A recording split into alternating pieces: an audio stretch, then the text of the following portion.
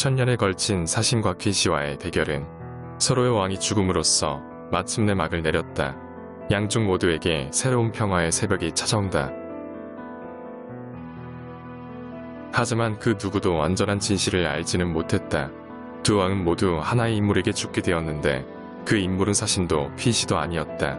이 때문에 여왕의 죽음은 일부 상부층을 제외하고는 모두에게 비밀로 붙여졌다.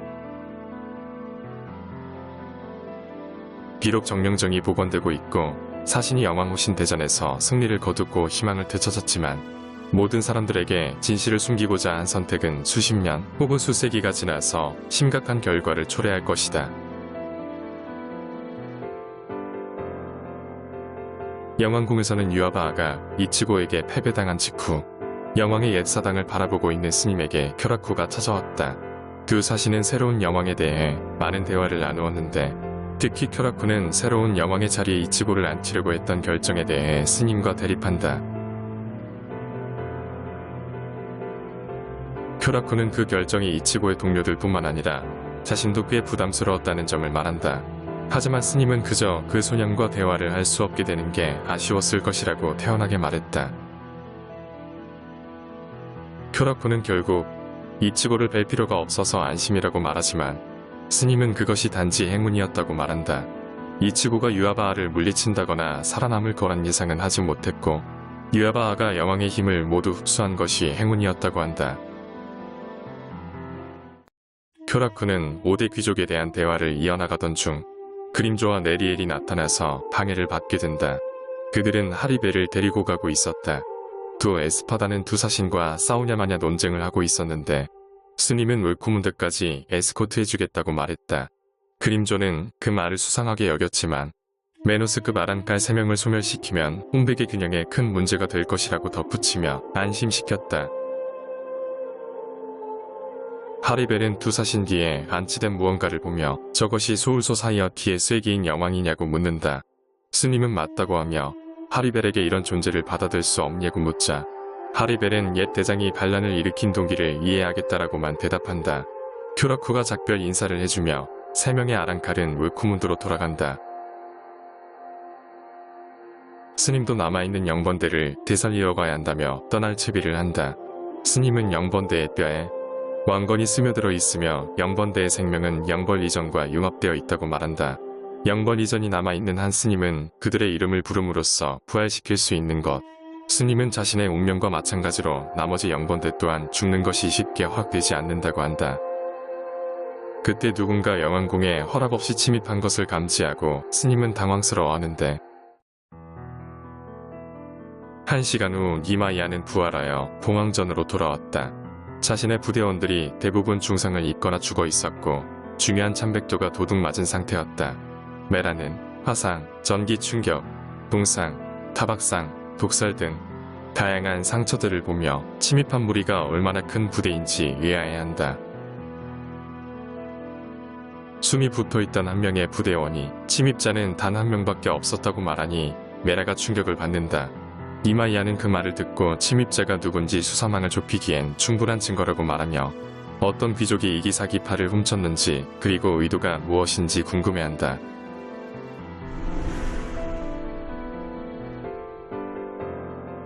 천년일전이 끝나고 며칠 후 정량정, 쿄라쿠는 아이젠을 무관에 다시 집어넣기 전에 마지막으로 할 말이 있는지 묻는다. 아이젠의 대답을 기다리는 사이에 쿄라쿠는 지난 천년일전에서 겪은 호정의 손실에 대해 곰곰이 생각한다.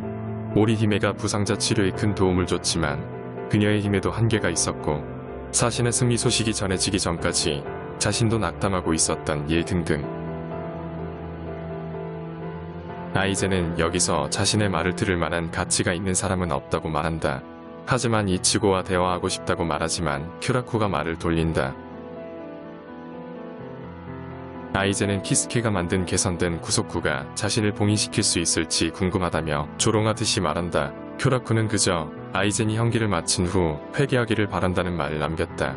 그러나 아이젠은 그때쯤이면 소울소사이어티가 존재하지 않을 수도 있다고 반박한다. 아이젠은 영왕궁에 갔을 때 소울소사이어티의 원죄를 보았는지 묻는다. 큐러쿠가 또 대답을 거부하자 아이젠은 자신의 말이 토센과 같은 반역자들을 또 만들어낼까봐 두렵냐고 조롱한다. 듣고 있다가 격분한 히사기가 나타나 아이젠에게 돌격하려 한다. 아이젠은 이제 바로의 공격으로 히사기가 여전히 중상이라는 점을 지적하며 실결과 백수가 뚫렸음에도 불구하고 기적적으로 살아남은 점에 대해 놀라워한다. 히사기는 토센 대장님을 배신하게 만든 말이 뭐였냐고 묻자 아이젠이 대답한다. 자네가 처음 토센을 만났을 때도 내 밑에 일하고 있었다네. 큐러쿠는 히사기에게 진정하라고 말하지만 아이젠이 유아바아를 쓰러뜨리는데 도움을 줬다 하더라도 토센을 살해한 것은 용서하지 못한다고 말한다. 하지만 아이젠은 토센을 죽인 것이 그에 대한 자비였다고 반박한다. 또 나아가 오리메나 우노하나가 토센을 치료해줬다면 엄청난 절망에 빠지게 됐을 뿐이라고 말한다. 그래서 가장 충실한 동업자에게 빠르고 고통 없는 자비를 베풀었다고 한다. 히사기가 아이젠에게 더욱 달려들려 하자 소이퐁이 히사기를 제압하고 혼자서 아이젠에게 상처받은 것처럼 행동하지 말라고 말한다. 소이퐁은 지금 아이젠에 대한 복수는 무의미하다고 한다. 아이젠은 무관으로 들어가기 직전에 토시로의 말을 인용한다. 증오로 칼을 휘두르는 건 더러워진 폭력에 지나지 않다네. 큐러쿠는 그들을 가로막고 아이젠에게 영합을 낮춰달라고 부탁한다. 아이젠은 토센처럼 자신의 피와 살과 영혼을 희생시켜 진리를 추구하라고 말하며 끌려간다. 히사기는 더욱 동요하게 되고 나머지 사신들도 아이젠의 뜻을 궁금해한다.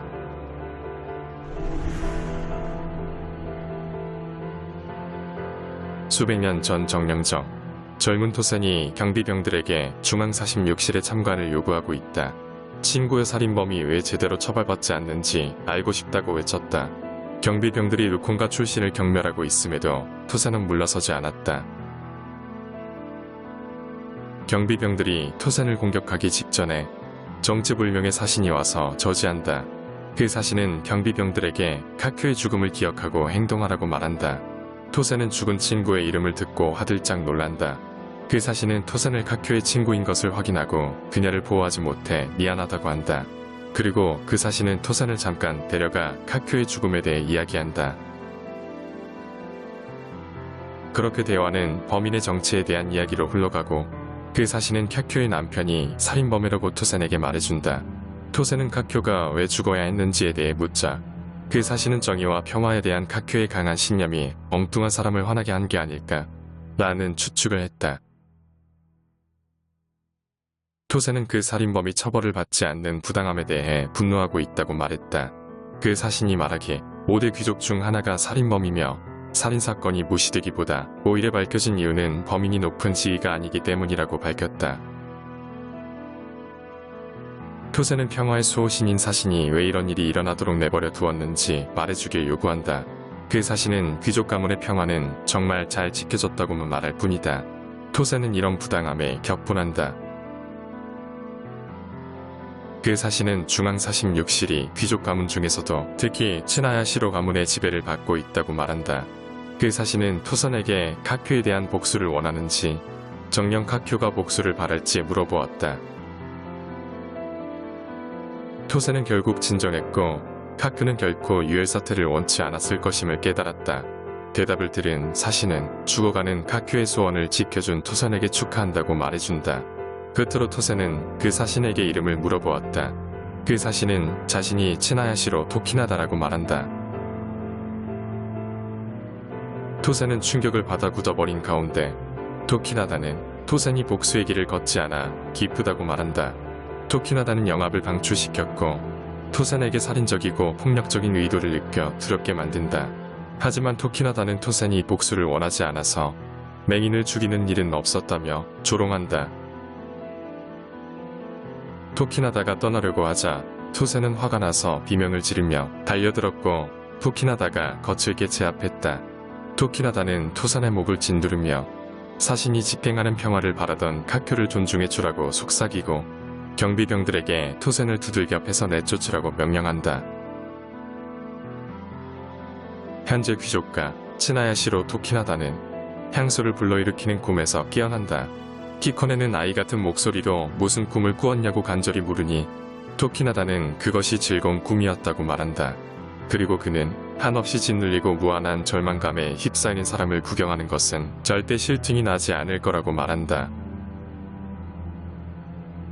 히코네는 토키나다 주위에 죽어있는 수많은 은밀기동대 암살자들을 자랑스럽게 보여준다. 토키나다는 숨이 붙어있던 한 명의 암살자에게 다가가 너희는 우리 가문 사람이 고용했다라고 지적한다. 그리고 너희를 고용한 의뢰인이 죽었는데도 왜 아직 임무를 수행하려고 했었는지를 물어보자 그 암살자는 격분했다. 토키나다는 암살자를 고문하면서 그 의뢰인은 사실 자신이며 모든 경쟁자들을 제거하기 위해 은밀하게 의뢰를 했다고 폭로한다. 히코네는 치나야시로 가문의 새로운 당주에게 존댓말을 사용해야 하는 것 아니냐고 의아해하지만 토키나다는 히코네가 새로운 영왕이 될 것이기 때문에 그럴 필요가 없으며 친구처럼 지내자고 말한다.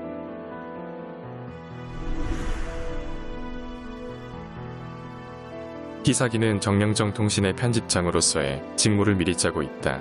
그 기간 동안 시바 쿠우카쿠를 방문하게 된다. 히사기는 시바 가문의 지위가 떨어졌을지 몰라도 여전히 강력하고 영향력이 있다고 말한다. 그리하여 히사기는 피시로부터의 승리와 성공적인 영왕 보호에 대한 기사를 쓰기 위해 도움을 요청한다. 쿠우카쿠는 이치고의 일행만 영왕궁으로 보냈을 뿐이라고 답하며 자세한 내용은 동생인 간주에게 물어보라고 한다. 히사기가 간주를 만나러 오토바이를 타고 갈 준비를 하고 있을 때 긴조, 치키시마, 기리코가 접근한다.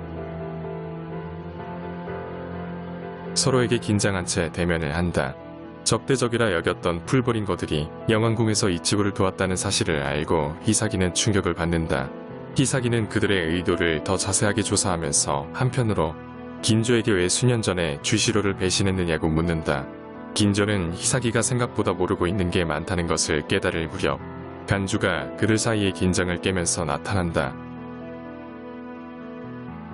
몇 시간 후 일본대 막사 쿄로쿠가 나나오에게 치나야시로 가문의 당주 암살 사건과 관련하여 중앙사십육실에서 자신에게 접근했다는 사실을 말해준다. 이 소식은 심하게 억압되고 있다고 하며 벽후야와 요루이치 정도만 알고 있을 것이라고 말한다. 또한 그 후계자 분쟁이 호정 13대에 관할 구역에 있지 않지만 조만간 일이 그렇게 번질 것 같아 걱정된다고 말한다. 그 시각 간주는 히사기에게 영왕궁에서의 싸움에 대해 이야기하고 있다. 히사기는 리루카와 유키오의 능력이 영왕궁 침입을 가능하게 했다는 사실에 대해 알고 싶어 했고 긴조와 주시로 사이에 무슨 일이 있었는지도 조사하고 있다. 긴조는 치키시마의 부고부 디엔드를 구체적으로 설명해주고 이치고를 속였던 일에 대해 말해준다. 그 후 긴조는 사신에 의해 많은 풀버린거 동료들이 사망했기에 소울 소사이어티를 등졌다는 사연을 밝힌다. 그래서 긴조는 영왕궁에서 이치고를 도운 직후 주시로와 직접 대면하고 싶었지만 이미 죽은 상태였기 때문에 늦었었다고 한다. 이후 히사기는 일본대 막사로 소환되지만 떠나기 전에 한마디를 남긴다. 자신이 사신이지만 기자로서의 의무는 진실을 밝히는 것이다.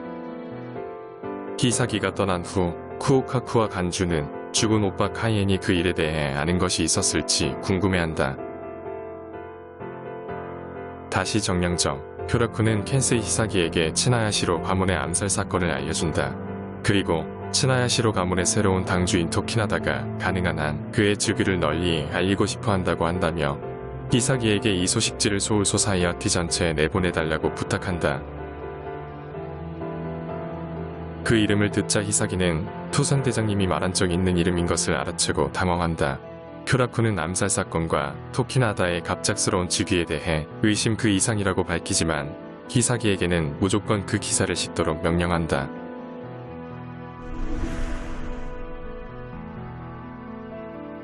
(4번대) 막사 야마다 하나타로 3석이 동료 사신들과 히사기, 업무 등등에 대해 이야기를 나누고 있다. 그 와중에 면회 요청이 있다고 하여 자리를 뜬다. 놀랍게도 방문객은 그의 영이자 은퇴한 사신 야마다 스이노스케였다. 스이노스케는 귀족의 개인 의료원에 고용되어 있으며 정령정에 작은 위기가 닥칠 것이기 때문에 잠깐 쉬라는 말을 남긴다. 한편 카라쿠라 마을 미즈히로와 케이고는 유키 유노스케가 호로에게 쫓기고 있는 것을 발견한다. 미지이로는 우루루가 준 장치로 호루를 일시적으로 무력화시키는데 성공하는데 마다라의 신호가 등장하여 시에와 비슷한 걸로 호루를 베어버리며 그들을 구출한다. 신호는 르노스케를 꾸짖고 있는데 케이고가 신호를 보고 친숙해 보인다고 말하고 신호는 친척인 마다라 메이카쿠가 말했던 사람인 것 같다며 알아본다. 케이고가 대머리 드립을 치자 신호는 케이고가 살해당할 거라고 못 들은 채 해주겠다 한다. 두 사신과 고딩들이 이야기를 나누던 그때 주변에 있던 시끄러운 사이비 종교에 의해 대화를 방해받는다. 미지이로는 이 종교 집단이 최근 전 세계에 일어난 의문의 지진 이후에 형성되었다고 설명한다. 케이고는 어떤 신비롭고 아름다운 여자가 이 컬트 집단을 이끌고 있다고 말하며 이 컬트 집단의 이름을 사신에게 말해준다. 그 시각 유키오의 회사에 자신을 엑스큐션이라는 종교법인의 대표라고 소개하는 의문의 여성이 나타나 의미심장한 제안을 하는데 유아바아가 패배한 지 6개월 후 살아남은 핀씨들이 웰코문도에서 호로 아랑칼들과 싸우면서 다시 한번 혼돈 속에 빠져 있었다. 로드보는 아이젠이 튜이하고 하리벨이 유아바아에게 패배한 이후의 상황을 회상한다. 로드보는 웰코문도의 질서를 유지하려 했었고 잠깐이나마 성공했지만 야크트 아름의 잔당들도 여전히 완고하다는 것을 증명하듯 현재는 이런 상황. 로드보는 그림조와 피카로가 자신의 도움 요청을 거절한 것에 대해 저주하고 있으며 다시 현재 로리, 메노리와 몇몇 떠돌이 핀씨들을 상대하고 있다. 두 아랑칼은 엑세키아스 지도자와 책임에 대한 논쟁을 하고 있다. 그때 웨일토토와 지젤이 도착하고 핀씨들을 돕는다. 지젤은 호루를 좀비화시키는 데는 문제가 있다고 불평한다. 웨일토토는 좀비화된 밤비에타를 대신 내보내라고 말한다. 지젤은 윌토토를 좀비화하자고 제안하고 윌토토는 지젤을 집어삼키겠다고 반발한다. 밤비에타가 호루를 상대로 실력 발휘를 하고 있을 때 윌토토는 자신과 나머지 퀸씨들이 어떻게 생존했는지를 회상한다. 6개월 전 유아바아가 패배한 직후 유아바아에게 두드러 맞았던 윌토토가 정신을 차린다. 붕대를 감고 치우던 자신을 발견했고 이후에 무슨 일이 일어났는지 궁금해한다. 정신을 잃었지만 치료가 되어 있던 지젤과 밤비에타도 발견했다.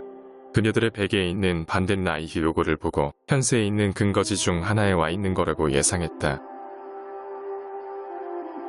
고지어 여자 퀸씨 한 명이 방으로 들어오고 웨일토토는 그녀가 하시발트의 보좌관인 것을 알아챘다. 웨일토토는 하시발트의 보좌관이 어지간한 슈테렐리터들보다 강하지만 유아바아에게 슈리프트를 부여받는 것을 거부한 퀸씨라고 떠올린다. 의심스러운 윌토토는 왜 우리를 배신한 하시발트가 우리를 다시 구해준 건지 묻는다. 보좌관은 단지 하시발트가 유아바아의 아우수발렌에 살해당했다고 말했다. 그러나 더욱 충격적인 것은 이치고와 아이젠이 합동 공격으로 유아바아를 살해했다는 소식이었다. 윌토토는 스스로를 진정시키며 캔디스와 미니냐에게는 무슨 일이 있는 거냐고 묻는데 하시발트의 보좌관은 그 둘과 나자코프가 12번대에 납치되었다고 설명했다. 이야기를 모두 들은 윌토토는 마침내 보좌관에게 왜 우리를 구했느냐고 다시 묻는다. 보좌관은 하시발트가 자신의 부하들에게 남아있을 모든 퀸씨들을 구하라고 명령해 놨었다고 한다. 아우수발렌은 친위대도 사망했다고 말하며 하시발트의 명령은 하시발트가 올마이티를 지니고 있을 때 전달한 명령이라고 한다. 하시발트는 모든 사람들, 심지어 유아바에게도 수수께끼 같은 존재로 남아있는데 하시발트가 본 미래는 너무나 잔인하며 퀸씨 혈족을 보존시켜야 한다는 말을 남겼다고 한다. 보좌관의 남은 한 가지 이야기를 듣지 못한 채 웨일토토는 지젤을 통치하기로 약속한 뒤 데리고 떠난다. 하시발트는 보좌관에게 이시다 우류를 자신에게 마지막 시험으로 생각하고 있으며 균형으로서의 역할을 상실하면 자신의 힘과 생명도 모두 상실할 것이라 말했다고 한다. 현재 웰코문더 웨일토토는 힘의 대부분이 돌아왔지만 폴슈텐디나 스클라베라이는 영원히 사용하지 못한다고 한다. 하지만 윌토토는 우리가 여전히 폴슈텐디에 가까운 힘을 사용할 수 있을지 모른다고 생각한다. 지젤은 윌토토에게 글루텐을 사용해서 영저들을 먹어치우라고 하지만 윌토토는 호로의 본질이 자신의 위를 상하게 만든다며 거절한다. 밤비에타의 싸움을 바라보던 릴토토는 12번대에 잡혀간 자신의 동료들을 구출하기 위해 힘을 모으고 싶었지만 대부분의 아크르 야메르 퀴시들이 이미 살해된 것을 알고 실망한다. 릴토토는 남은 선택지들을 두고 고민하게 된다. 지젤 없이는 어려울 것이라는 생각을 하는 가운데 미니냐와 캔디스의 석방을 위한 소울 소사이어티와의 단판 짓기 혹은 이치고를 좀비화시키기. 하지만 이치고는 이신, 우류, 류켄, 키스케로부터 보호를 받고 있기에 시도 자체가 자살행위라는 것을 깨닫는다. 결국 릴토토는 잠시 연세로 후퇴하는 것을 고려하는 가운데 밤비에타가 총력전을 펼치고 있음에도 끝없이 밀려오는 아랑칼의 파도를 보고 놀란다. 로드보는 밤비에타의 익스플로드가 어떤 원리인지를 깨닫고 자신의 칼라베라스 부대에 무한한 파도를 만들어 보내 밤비에타를 지치게 하려는 의도였다. 로리가 그 계획을 의심하자 루드보는 루피아에게 패배 후 자신의 능력을 확실히 성장시켰으며 웨코문드의 지면에 뿌리를 뻗어 더 많은 칼라베라스를 만들 수 있다고 한다. 밤비에타는 칼라베라스가 죽음을 두려워하지 않고 그저 자신에게 몸을 던지고 있다는 사실을 깨닫자 죽음을 두려워하지 않던 감마무라를 상대하던 트라우마가 떠오른다. 겁에 질린 밤비에타는 릴토토에게 구출될 때까지 쓰러져 있게 된다. 결국 릴토토가 많은 칼라베라스들을 먹어치우는다. 전혀 맛이 없다며 불평하는 릴토토는 루드본의 본체를 공격하려고 한다. 하지만 에스콜펜드라를 해방한 로리가 가로막는다. 릴토토는 에스콜펜드라의 한쪽 팔을 집어삼키고 로리의 맹독 능력을 얻는다. 릴토토는 글루텐이란 능력이 먹어치운 사람을 소화시키기 전까지 그 사람의 능력을 사용할 수 있게 해준다고 말한다. 그리고 거부했었지만 페페의 러브 능력도 흡수했다고 한다. 릴토토가 로리와 메노리에게 에스콜펜드라 맹독을 사용하려 할 때 하리벨 네리엘 그림조의 도착으로 저지된다. 전쟁이 더욱 확대되기 직전 모두가 거대한 정체불명의 영합을 느낀다. 그리고 근처에서 작은 가르간타가 열린다. 그림조는 그 영합이 사신과 호로의 믹스인 히라코처럼 느껴진다고 말한다. 놀랍게도 어린아이가 나타났는데 틴시를 보더니 혼란스러워한다. 아이는 자신이 우부긴의 히코네라고 소개하며 토키나다가 웨코문도의 새로운 왕이되라며 여기로 보냈다고 해맑게 설명했다. 루드본의 칼라베라스가 히코네를 공격하자 히코네는 자신을 방어하기 위해 이에로를 사용했고 네리엘은 당황스러워한다. 토키나다는 이런 반응을 예상했으며 히코네를 허락할 때까지 싸우라고 명령받았다고 한다. 히코네는 아랑칼들의 참백도를 이끌어냈고 자신도 이기사기 팔을 해방한다.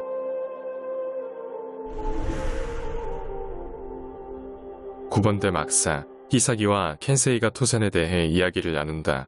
켄세이는 전 부하의 과거에 대해 많은 조사를 하지 않았음을 인정하며 그렇게 했어야 했다는 것을 이제서야 깨달았다고 한다. 그리고 귀족들 특히 치나야시로 가문에 대해서는 전혀 신경 쓰지 못했다고 한다. 켄세이는 히사기가 쿄라쿠의 부탁을 왜 받아들였는지 의아해한다. 몇 시간 전 1번대 막사 쿄라쿠 또한 히사기가 그 부탁을 받아들이려 한다는 것에 놀라움을 금치 못했다. 그리고 히사기가 귀족들에게 감시당할 수 있다고 말하며 어떤 편견이라도 갖지 않을 수 있겠냐고 묻는다.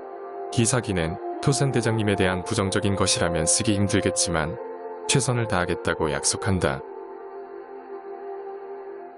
끝으로 히사기는 쿄라쿠에게 긴조와 주시로의 과거에 대해 솔직하게 말씀해달라고 한다.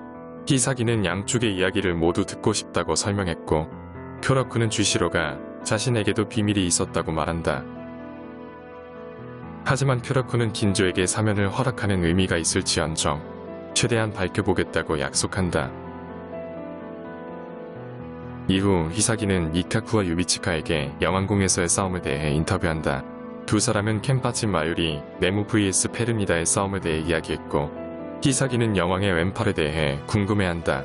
더불어 히사기는 페르니다와 미미야기가 어떤 인연이 있는지도 궁금해한다.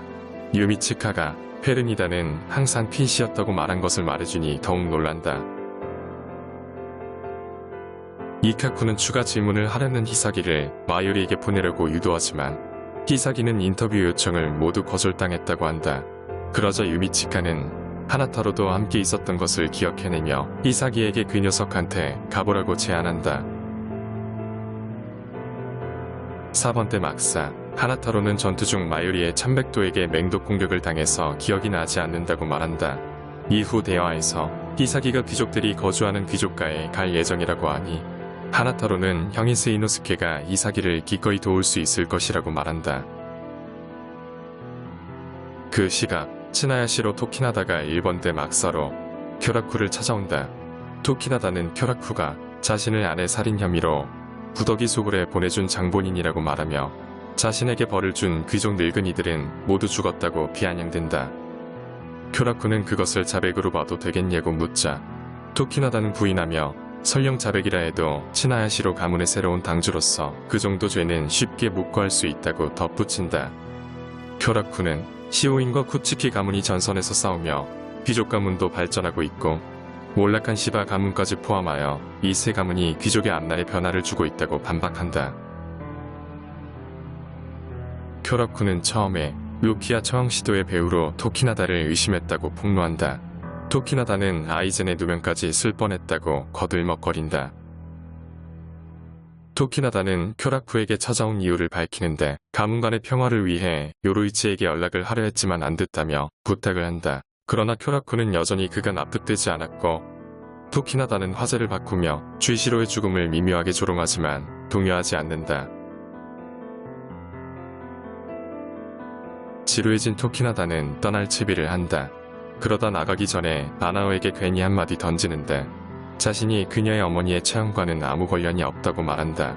만약 자신이 관련이 있다면 훨씬 더 스펙타클한 행사로 키웠을 거라고 도발한다.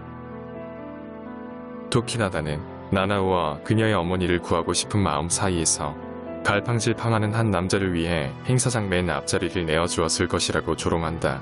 쿄라쿠는 분노하며 영합을 방출시켰고 토키나다는 쿄라쿠의 만회에 죽고 싶지 않다며 자리를 떠난다. 토키나다가 떠난 후 쿄라쿠는 동요하는 나나오를 위로하려고 한다.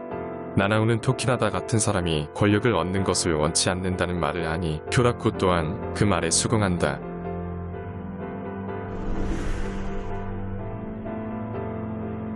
귀족가에서 히사기와 하나타로가 대화를 나누고 있다. 히사기가 오토바이 유지비 때문에 키스케에게 대출을 내고 있다는 내용 등등. 사치스러운 치나야시로 가문의 저택을 지나가며 치나야시로 가문은 자신들이 4대 귀족 중 가장 위대한 존재라는 것을 모두에게 각인시키고 싶어하는 것 같다고 말한다. 하나타로는 히사기를 형이 일하는 중앙시학원으로 데려간다. 히사기는 기술개발국과 비슷한 분위기를 풍긴다며 건물에 주눅이 들어버린다. 한편 기술개발국에 있던 쿠나마시로는 유치한 행동을 하며 언니인 쿠나니코와 말싸움을 하고 있다. 아콘과 이오스는 그 논쟁을 관찰한다. 갑자기 귀족가에서 정체불명의 영합이 나타나며 커다란 스파이크형 그래프가 센서에 포착된다. 아콘은 영합이 급속히 낮아지고 있다고는 하지만 어차피 귀족 가문이 그 특정 영합에 대한 대응을 공식적으로 금지시켰다고 한다. 다시 중앙시야관 히사기와 하나타로는 귀족들의 사치에 경악을 금치 못하는 가운데 갑자기 엎드려서 작은 가르간타가 열린다. 히사기가 반응을 하기도 전에 중상을 입은 한 아이가 비틀거리며 가르간타에서 나온다. 하나타로는 즉시 앞으로 뛰어가 아이를 치료하려 하지만 히코네는 토키나다의 명령 수행에 실패한 자신은 죽은 것이나 다름없다는 순수한 절망감으로 모든 치료를 거부한다. 스이노스케가 도착하여 아이를 치료하기 시작하는데 그 아이에게 단지 토키나다의 재산을 뿐이므로 스스로 죽음을 선택할 수 없다고 설득한다.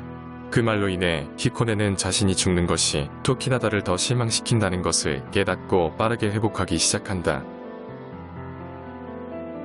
스이노스케는 히사기와 하나타로에게 다음에 다시 오라고 하는데 히사기는 아이에게 토키나다의 유산이라고 말한 것과 아이가 토키나다와 어떤 관련이 있는지에 대해 묻는다. 스이노스케가 그들을 멀리 보내려 하자 히사기는 대답을 듣기 위해 그를 붙잡는다.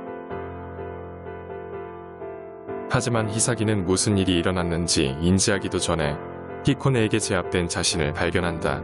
히코네는 스이노스케가 위험에 빠진 줄 알았다며 재빨리 사과하고 히사기에게 자신을 우복인의 히코네라고 소개한다.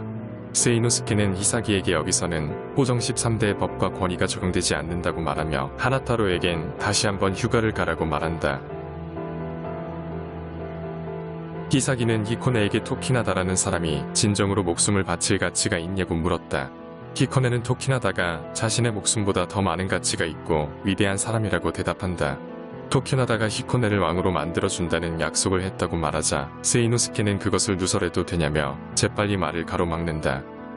히코네는 놀라지만 히사기는 자신과 하나타로를 소개하며 히코네를 위해 잊어주겠다고 약속한다. 그들이 떠난 후 세이노스케는 호로들이 예상한 대로 제압되지 않았다는 점을 주목하며 히코네를 치료해주기 시작한다. 세이노스케는 히코네의 삶에 전혀 희망이 없다고 할지라도 죽게 냅둘 수 없다고 약속한다. 한편 울쿠문드, 트레스베이스티아어 부상자를 치료해주고 있던 루카 또한 전투 현장에 도착한다. 중상을 입은 루도본과 근처에 쓰러진 수만 명의 칼라베라스를 보며 에밀루는 한 명에게 진 것에 대해 조롱한다.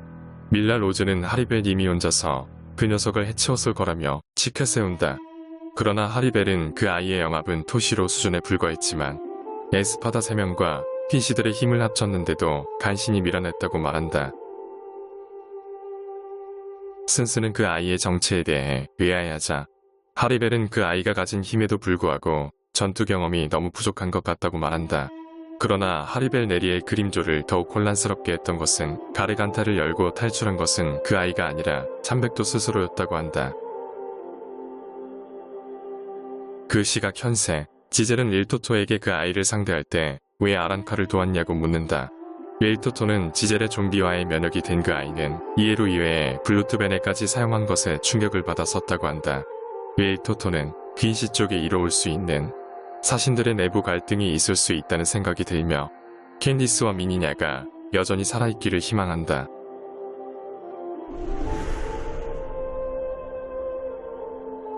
그 시각 루콘과 긴조는 큰 소란을 눈치채고 근처를 배회하고 있다. 많은 종교인들이 사후세계에 대한 믿음이 옳다고 주장하는 것을 발견한다. 무시하고 지나치려는 긴조는 그것이 단지 일부 사실을 누설한 사신 때문일지도 모른다고 생각한다. 그러나 군중들이 따르는 종교 집단의 이름이 예전의 풀브린 조직과 같은 엑스큐션이라는 것을 듣고 충격을 받는다. 호기심이 생긴 긴조는 더 많은 정보를 얻기 위해 군중들 사이에서 조사를 하기 시작한다. 기술개발국 마유리는 지금까지 사신 퀸시 아란칼에 대해 충분히 연구를 했으니 루콘가의 풀보링거들을 연구할 계획이라고 부하들에게 알려준다. 아콘이 대부분의 풀보링거들은 연구원들이 제압하거나 다루기엔 너무 강하다는 말을 꺼내니 마유리는 그런 일을 할 정체불명의 존재들이 있다고 밝힌다. 츠나야시로 가문의 저택. 토키나다는 중요한 회의를 위해 막 떠나려는 찰나 여러 암살자들이 그에게 접근한다. 토키나다는 히코네가 무력화되니 암살자들이 찾아왔다며 처음 투옥될 당시에 몰수된 자신의 참백도에 대해 회상한다. 하지만 얼마 전부터 치나야시로 가문의 참백도를 무단으로 사용하고 있음을 밝히며 해방하기로 결심한다.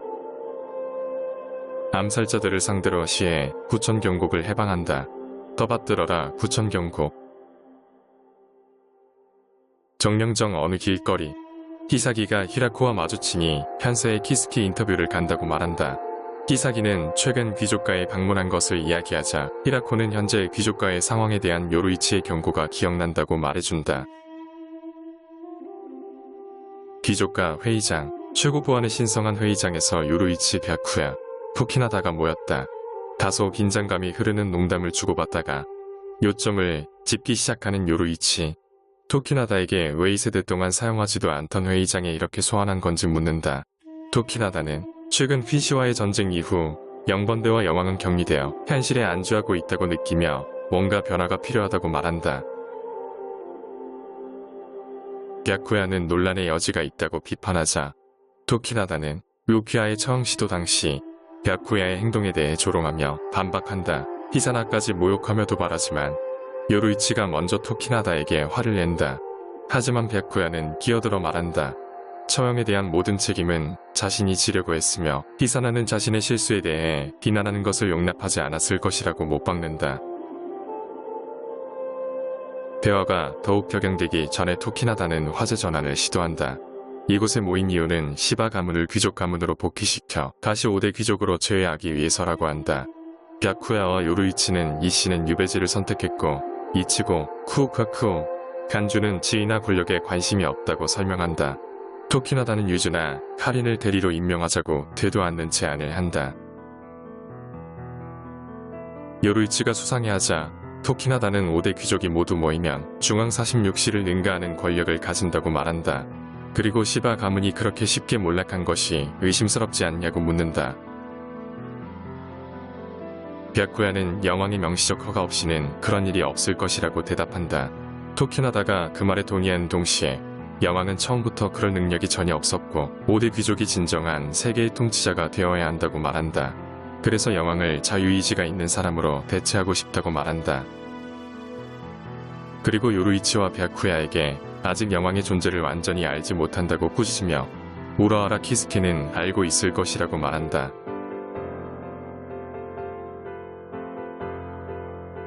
한편 긴장한 히사기가 키스케를 인터뷰하기 위해 편세로 갈 천계문 앞에서 준비 중이다.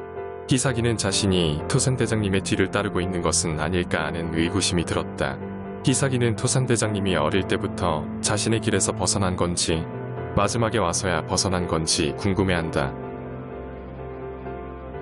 수백 년 전 과거 토세는 토키나다의 명령을 받은 경비병들에게 구타를 당하고 있다. 그런데 갑자기 경비병들은 서로를 토센이라 생각하고 공격하기 시작한다. 그 사이에 정체불명의 인물이 토산에게 접근한다. 그 사람은 온화하면서도 단호한 목소리로 경비병들이 음료에 술을 섞어 마셨다고 말하며 토산의 도피를 의심하지 못할 거라고 말한다. 토세는 그 사람에게도 사신인지 물으며 음노하였다. 그러자 그 사람은 토산에게 정의로 가는 길에 함께하겠냐고 묻는다. 그리고 자신은 평범한 사신 아이젠 소스케라고 소개한다.